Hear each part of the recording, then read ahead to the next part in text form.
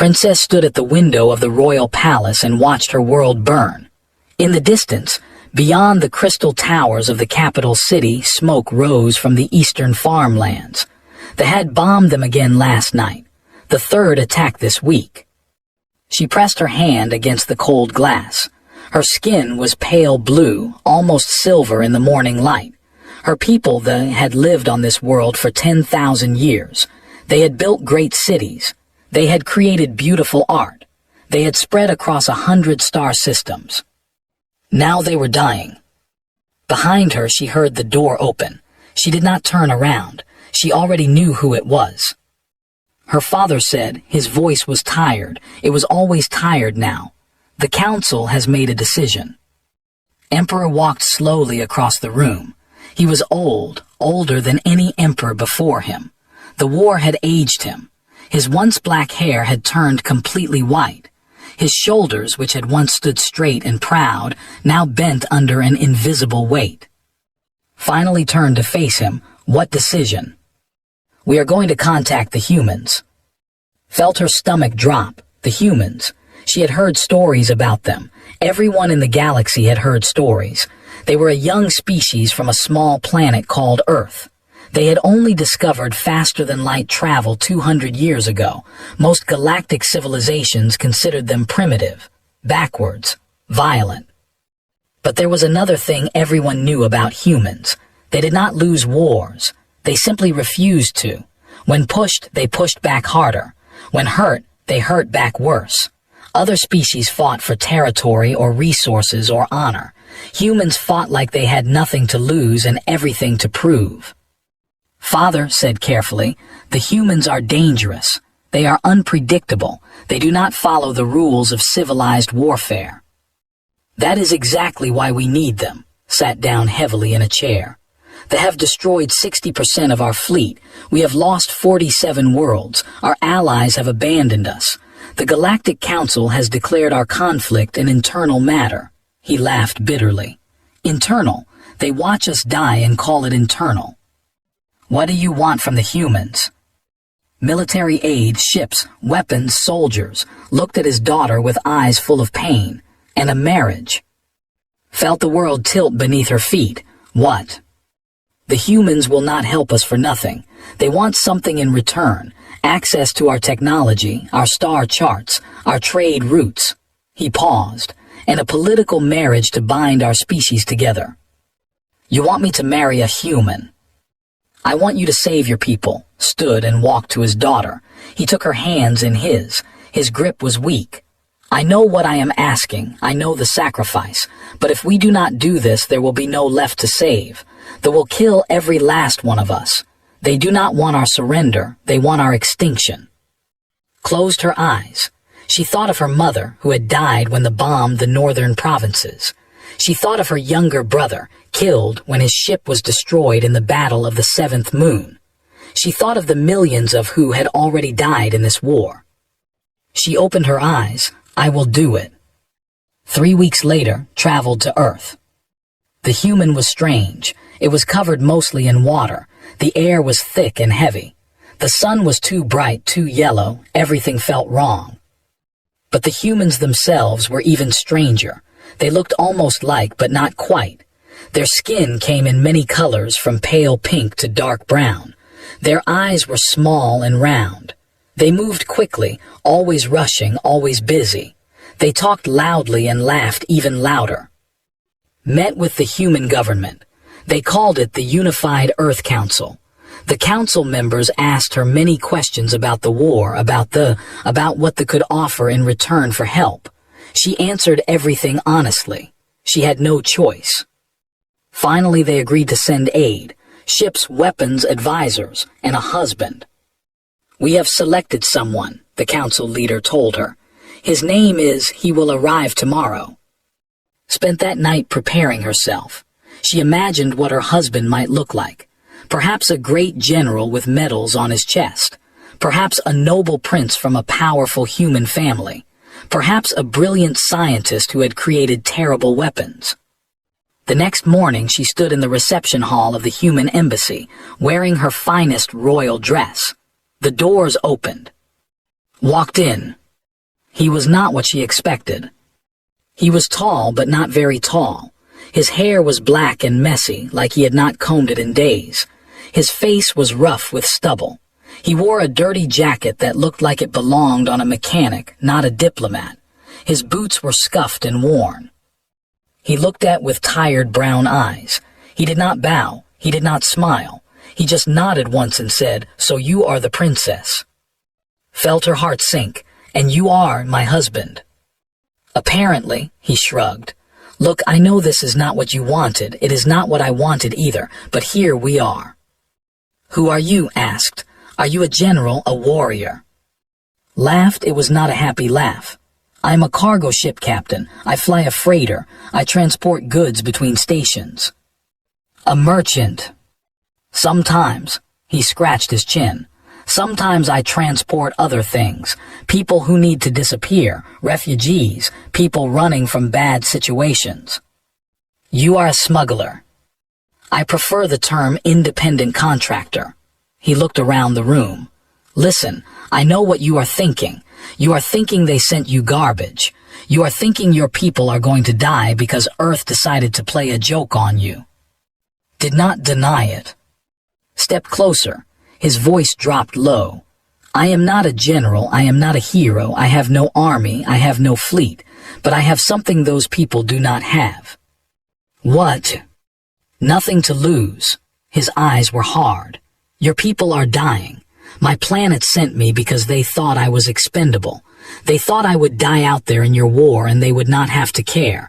They are probably right. But here is the thing about people with nothing to lose. We do not play by the rules. We do not fight fair.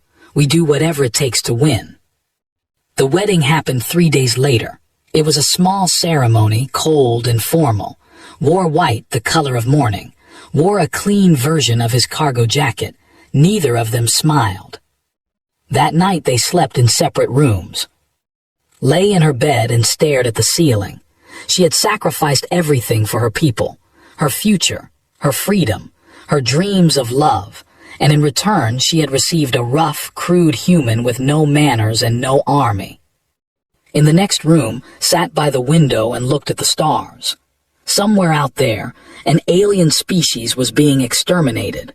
Somewhere out there, creatures who had done nothing wrong were dying because the galaxy had decided they were not worth saving.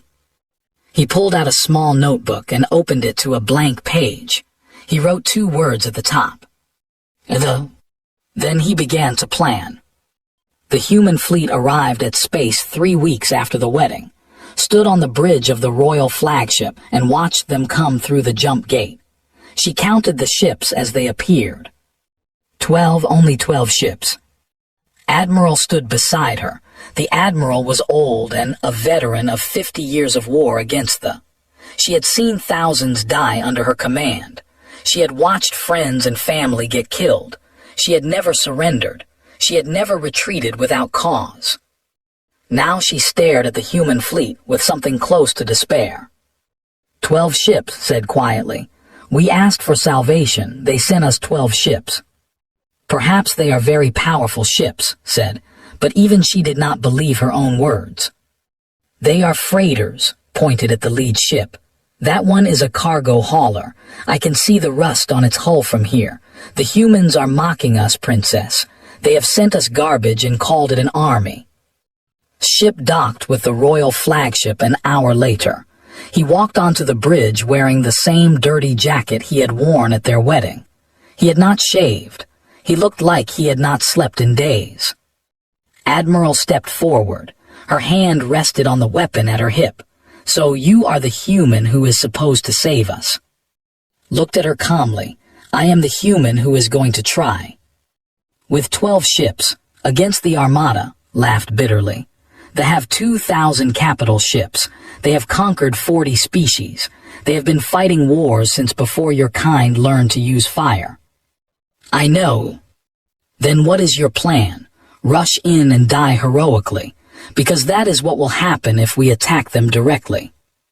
Who said anything about attacking them directly, walked past her to the main viewing screen. He stared at the star map for a long moment. Show me everything you know about their territory, their supply lines, their communication networks. Frowned. Why? Because I am not going to fight them. Not yet. First, I am going to study them. For the next 3 weeks, did nothing but watch and learn. He spent hours reading reports about behavior. He studied their ships, their weapons, their tactics. He talked to refugees who had survived attacks. He asked strange questions that made no sense to anyone. What did they eat?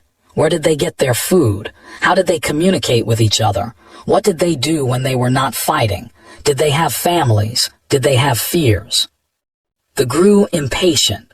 Every day more people died. Every day the push deeper into territory.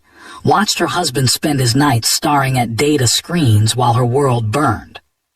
One night she finally confronted him. She found him in his quarters, surrounded by maps and reports. He had not eaten. A cold cup of coffee sat forgotten beside him. He looked like a ghost. People are dying, said. My people. Every day we wait, thousands more die.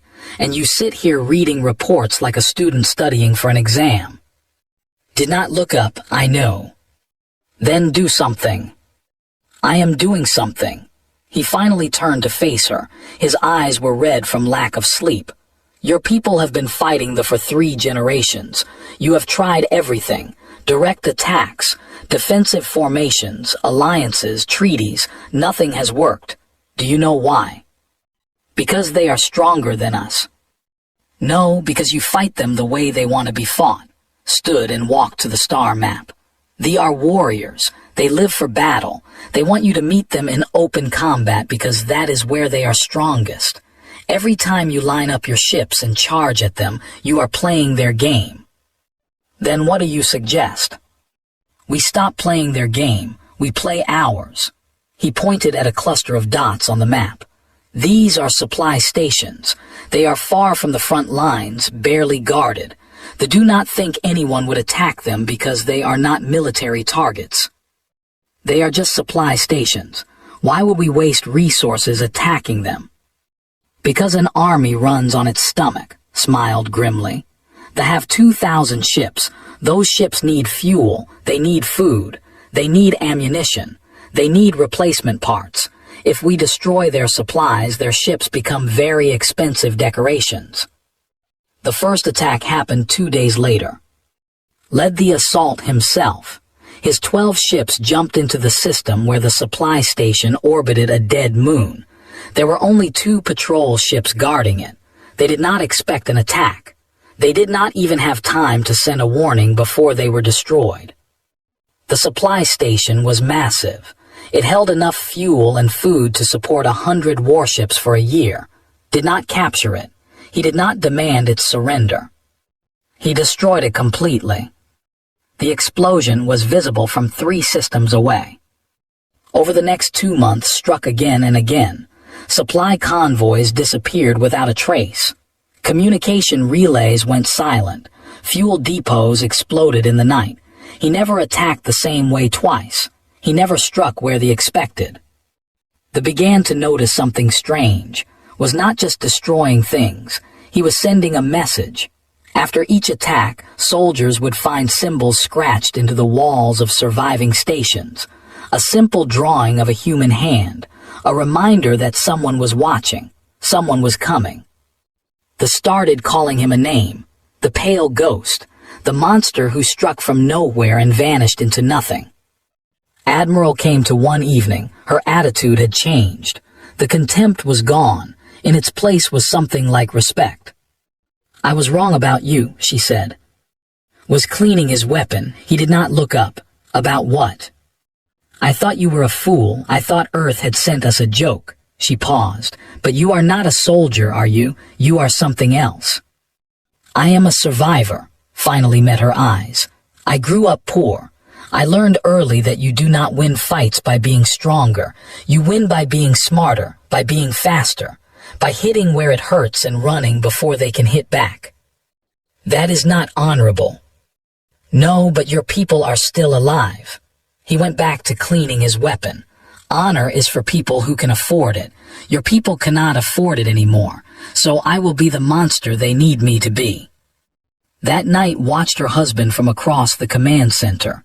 He was surrounded by maps and reports, planning the next attack. He had not slept in 30 hours. He probably would not sleep tonight either. She had married a smuggler, a criminal, a man with no army and no plan. But somewhere along the way, that man had become something else, something they had never seen before. Something they were beginning to fear. 6 months into the war, they began to believe they might survive. This guerrilla campaign had crippled the supply lines. Their great armada, once unstoppable, now struggled to keep its ships fueled and fed. Commanders who had never known fear began looking over their shoulders. They doubled their patrols. They tripled their guards. It did not matter. The attacks kept coming. Refugees who had fled space years ago started returning. They had heard the stories, the pale ghost, the human who walked through walls, the monster who made the afraid. They wanted to fight beside him. Admiral became's most loyal commander. The old warrior who had once mocked him now followed him into battle without question. When other officers complained about human tactics being dishonorable, she silenced them with a single look. "Honor does not win wars," she would say. "Victory wins wars. Follow the human or get out of my fleet." But saw what the others did not see. She saw the cost. Every night sat alone in his quarters with his notebook. He wrote names in it. The names of every soldier who had died under his command. Names. Human names. Names of people who had believed in him and paid for that belief with their lives. The notebook was almost full. One night found him sitting by the window, staring at the stars. There was a bottle beside him, half empty. She had never seen him drink before. She sat down across from him. "You should sleep." "Cannot." His voice was rough. "Every time I close my eyes, I see their faces." "Whose faces?" "Everyone." He took a drink from the bottle. "The convoy we hit last week. There were 30 soldiers guarding it, young ones, barely adults by their standards. We killed them all in less than a minute. They never had a chance." He laughed bitterly. "I keep telling myself they were the enemy. They would have killed us if they could, but they were still someone's children." Did not know what to say. In all her life, she had never met anyone like this human. He killed without hesitation when he needed to. He planned attacks that left no survivors. But then he came back to his quarters and mourned the dead like they were his own family. "Why do you do this?" she asked. "Why do you fight so hard for people who are not your own?" Was quiet for a long time. When he spoke, his voice was barely a whisper. "When I was young, my family lived in a small town. Poor, forgot. The corporations owned everything. They took what they wanted and left us nothing. My father tried to fight back. He organized protests. He demanded fair wages." Jaw tightened. "They killed him, made it look like an accident. No investigation, no justice, just another dead worker." "I am sorry. I swore I would never let that happen again. I would never stand by while powerful people destroyed the weak." He looked at. His eyes were wet. "Your people are the weak right now. They are the powerful.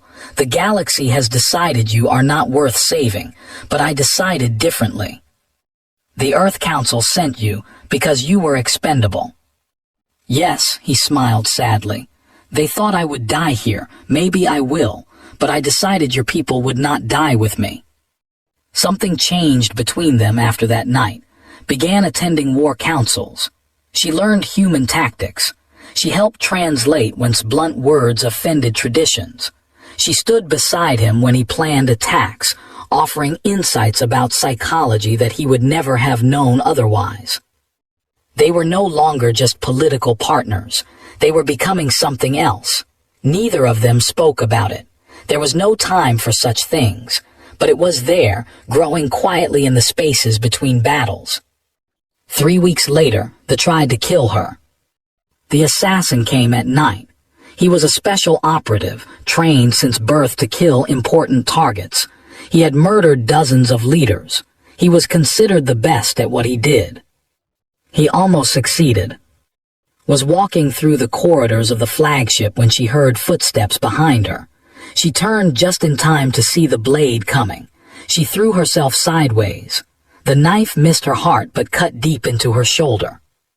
She screamed. The assassin raised his blade for another strike, but before he could bring it down, something hit him from behind. A fist, then another, then a body tackling him to the ground. Had heard her scream. He had run from the command center without thinking. He fought the assassin with nothing but his bare hands, taking cuts and blows that would have killed most humans. But he did not stop. He could not stop, not while she was in danger. The fight lasted less than a minute. When it was over, the assassin was dead and was covered in blood. Most of it was not his. He knelt beside and pressed his hands against her wound. "Stay with me. Do not close your eyes. Help is coming." "How did you know?" she whispered. "I heard you scream." His voice broke. "I have never run so fast in my life." She survived.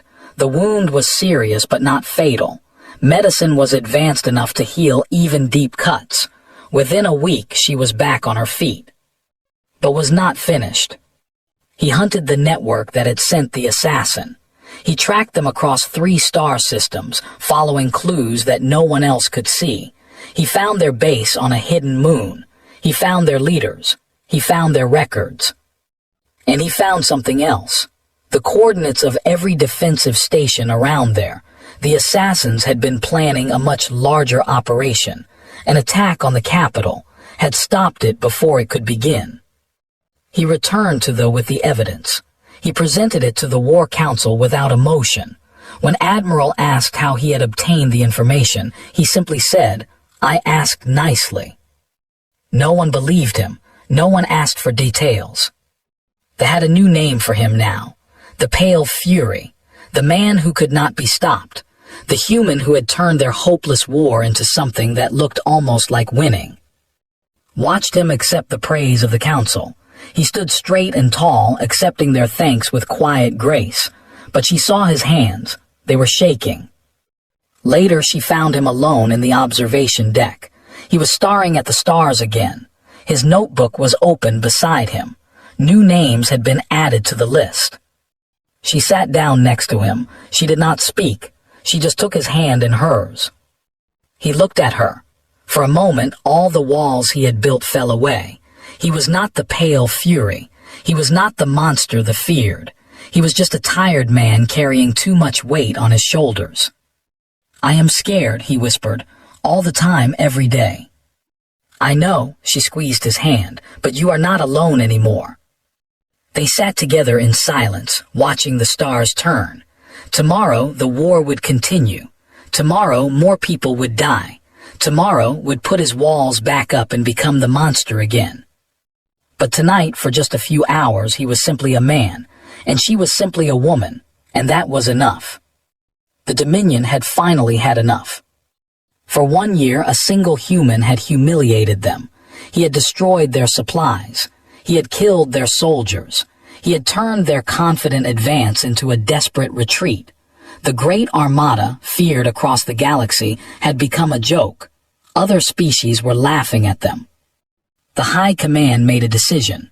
They would end this war once and for all, not with slow conquest, not with careful strategy, with overwhelming force. 200 capital ships, the largest fleet that had ever assembled. They would jump to thee and destroy everything. Every city, every station, every living creature. There would be no surrender. There would be no prisoners. There would be only extinction. When the scouts reported the approaching fleet, the council fell into chaos. 200 ships. They had less than 30. Even with tactics, even with human weapons, the numbers were impossible. "We should evacuate," one council member said. "Save who we can, flee to human space." "We cannot outrun them," another said. "They will hunt us across the galaxy." "Then we surrender, negotiate, perhaps they will show mercy." The do not know mercy stood at the edge of the council chamber, watching the panic spread. Her father sat on his throne, looking older than ever. He had given everything for his people. Now he was watching them prepare to die. The doors opened, walked in. He looked different, calmer, like a man who had made peace with something terrible. He walked to the center of the room and waited for silence. "I know you are scared," he said. "You should be. 200 ships is more than we can defeat in open battle. They want you to panic. They want you to run. They want you to make mistakes." He paused. "We are not going to do any of those things." "Then what do we do?" Admiral asked. "We let them come," pulled up a hologram of the home system. "For the past year I have been preparing for this moment. I did not just attack their supplies. I did not just study their tactics. I was buying time to turn this system into a trap." He pointed at different locations on the map. Asteroid fields, moons, orbital stations, empty space that seemed to hold nothing. Every one of these locations is a weapon, mines hidden in asteroids, missile batteries disguised as civilian stations, attack drones waiting in the dark. To think they are jumping into an open battlefield. They are jumping into a killing ground. "But that is still not enough," said. "Even with traps, 200 ships is too many." "I know," looked at her with steady eyes. "That is why I called for reinforcements." "From Earth?" "Yes, 100 ships. They have been hiding at the edge of the system for 2 weeks, waiting for my signal. They do not know they are here. When the time is right, they will strike." The council erupted in surprised voices. 100 human ships. Combined with the fleet and the defensive traps, it might be enough. It might actually be enough. But saw something in her husband's eyes, something he was not saying. She waited until the council session ended, then followed him to the command center. "What are you not telling them?" Did not pretend to misunderstand. The human fleet is real, the traps are real, but it might not be enough. They have more reserves. If this battle goes wrong, they will call for more ships, more soldiers. They will keep coming until there is nothing left. "Then what is your plan?" He turned to face her. His expression was hard. "If we win this battle, I am going to follow them home. I am going to find there, and I am going to show them what happens when they threaten something I care about." "That sounds like revenge." "No, it is a promise." He took her hands in his. "I need you to understand something. There is a good chance I will not survive this battle. I will be on the front lines. I will be taking risks that no sane person would take, but I need you to keep fighting. No matter what happens to me, promise me." Felt tears in her eyes. "Do not ask me to watch you die. I am asking you to live for your people, for everything we have built." He pulled her close. "You are the strongest person I have ever known. You sacrificed everything to save your world. You married a stranger. You trusted an enemy species. You never gave up even when everyone else did. That is why your people need you, not me, you." She kissed him. It was their first real kiss. It tasted like tears and desperation and something that might have been love in another life, in a world without war. "Come back to me," she whispered. "I will try." They arrived 2 days later. 200 ships jumped into the system in perfect formation. Their commander, a veteran of 100 conquests, broadcast a message to the people. Surrender or die. There would be no negotiation. There would be no mercy. Responded with a single word, no. The battle lasted 9 days. On the first day, they advanced confidently. Then the first mines detonated. 12 ships disappeared in seconds. The formation scattered. On the third day, the missile batteries opened fire. Hidden stations revealed themselves, launching thousands of projectiles at once. They lost another 20 ships. On the fifth day, they regrouped and pushed toward met them with the fleet. The fighting was brutal. Ships exploded on both sides. Thousands died every hour. On the seventh day, landing parties reached the surface, commanded the ground defense. She fought beside her soldiers, refusing to retreat, refusing to surrender. The streets of the capital became. On the 8th day, ship was crippled. Half his crew was dead. His second-in-command begged him to evacuate. He refused. He stood on the burning bridge and kept giving orders. He broadcast a message to the commander. His face was bloody. His voice was calm. "Leave now and you live. Stay and I will follow you home. I will find every world you love, every station where your children sleep, and I will do to you what you tried to do to the... This is not a threat. This is a promise from humanity." The commander laughed. He ordered his remaining ships to press the attack. On the 9th day, the human reinforcement fleet arrived. 100 ships emerged from hiding. They carried weapons the galaxy had never seen, that punched through armor like paper, energy weapons that could destroy a ship with a single shot, missiles that split into 1,000 pieces, each one finding a different target. The armada was annihilated in 6 hours. Of the 200 ships that had come to destroy only 17 escaped. They fled back toward space, their crews broken and terrified. Watch them go from the wreckage of his ship. He was wounded, he was exhausted, he was barely alive. But he was not finished. "Track those ships," he ordered. "Find out where they run to. We are going to pay them a visit." They had survived. Against impossible odds, they had won. But the war was not over yet. The Dominion fell in less than a year. Kept his promise. He followed the survivors home. He found their military bases and destroyed them. He found their shipyards and burned them. He found their command centers and tore them apart piece by piece. But he did not massacre civilians. He did not bomb cities. He did not kill children or elders or anyone who could not fight back. When colonies surrendered, he accepted their surrender. When soldiers threw down their weapons, he let them live. This confused the galaxy. They had tried to exterminate an entire species. By the laws of war, by the traditions of every civilization, had the right to do the same to them. Instead, he showed mercy. When reporters asked him why, he gave the same answer every time. "I am not them. I refuse to become them. They survived because they were worth saving. I will not prove them wrong by becoming a monster." The empire shattered into fragments.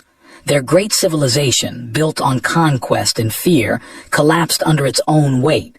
Some worlds joined the alliance. Others declared independence. A few tried to rebuild their military and were quickly crushed. By the end, they were no longer a threat. They were just another species, struggling to find their place in a galaxy that no longer feared them. Return to as a hero. The streets were filled with people, millions of cheering and crying and calling his name. Children held signs with his face on them. Old soldiers saluted as he passed. Emperor waited for him on the palace steps, ready to grant him any honor they could give. Watched from the palace window, she had not seen her husband in 6 months. She had received reports of his campaign. She had watched recordings of his speeches, but she had not held him. She had not heard his voice. She had not felt his warmth beside her. She was afraid, not of the war, she was afraid that the man she loved had been destroyed by the monster he had become. She was afraid he had nothing left to give. The ceremony was long and grand. Emperor spoke of sacrifice and courage. Admiral spoke of tactics and victory. Representatives from a dozen species spoke of how humanity had changed the balance of power in the galaxy forever. Finally made his offer. The Emperor said, "You have saved my people. You have destroyed our enemies. You have proven that humans are worthy of standing among the great civilizations of the galaxy. I offer you anything you desire. A throne, a title, an empire to rule beside my daughter. Name it and it is yours." The hall fell silent.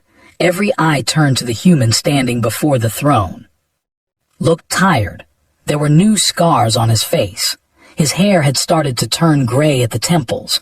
He looked like a man who had walked through fire and barely survived. He was quiet for a long moment, then he spoke. "I appreciate the offer, Your Majesty, truly. But I do not want a throne. I do not want an empire. I do not want to rule anything." Whispers filled the hall.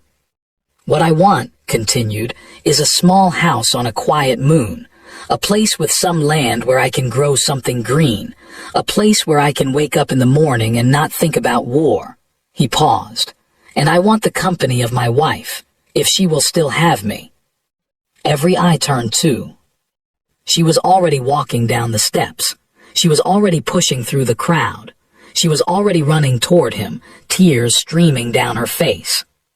She crashed into his arms so hard he stumbled backward.